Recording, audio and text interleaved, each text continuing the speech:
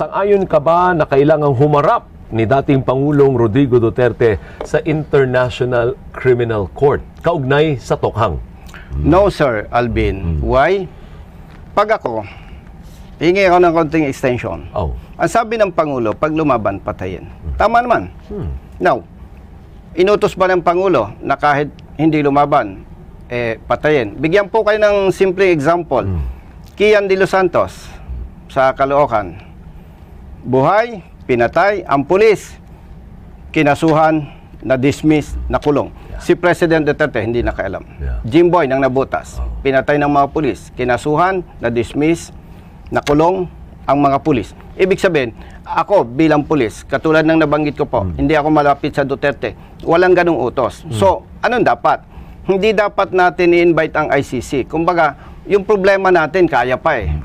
Dapat, panagutin ang pulis kung nagkasala sila. I think one more, kayang isa. Huwag tayong umasa sa iba. Okay. National Police during the time of President Duterte. Yung Yes. Colonel, okay. So na-witness mo yung Oplan Tokhang, nung kontrobersyal. Yes, And you sir. were quoted as saying, sabi mo, hindi maganda yung Oplan Tokhang. May problema lang sa execution. Explain yourself. Sir, nabanggit mo hindi maganda. Maganda ang Maganda. Oplan Tokhang. Oo. Yes, actually, Sir Alvin, maganda ang Tokhang.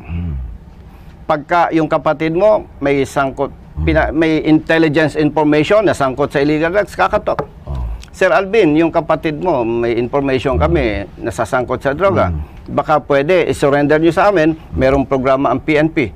Ganun kaganda. Ang problema, Hindi ganun ang pagka-execute. hindi na-implement ng Oo. tama. Sino may kasalanan noon? PNP. Oh. Anong problema sa PNP nung panahon na yon? Alam mo, again, pare-pareho tayong Pilipino. Ang pinag-uusapan natin dito, yung kalagayan ng taong bayan. Yeah. Nandiyan kasi yung payabangan eh. Pasikatan, pagalingan. Kaya ang nangyayari, nasasakripisyo ang maliliit nating mga kababayan. Bakit, Sir Alvin? Sinasabi ko yan. Hindi man pwedeng magsalita ako sa iyo, baseless. Sabi ng DOJ, 20% ng illegal drug cases ang convicted. 20%, 80% dismissed.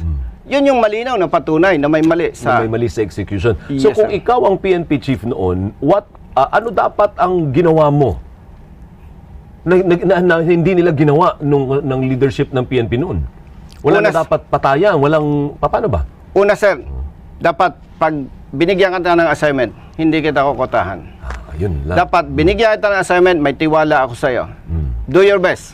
Pag nakita ko, hindi ka non-performing asset ka, mahina ka, sibaking kita. Kasi, ang problema dyan, Sir Alvin, pag sinabi ko sa iyo, Alvin, kailangan meron kang accomplishment sa illegal drugs, 7 per week. Oh. Mayabang ka eh, pipilitin mo. Masasakripisyo, yung mahihina dating mga kababayan.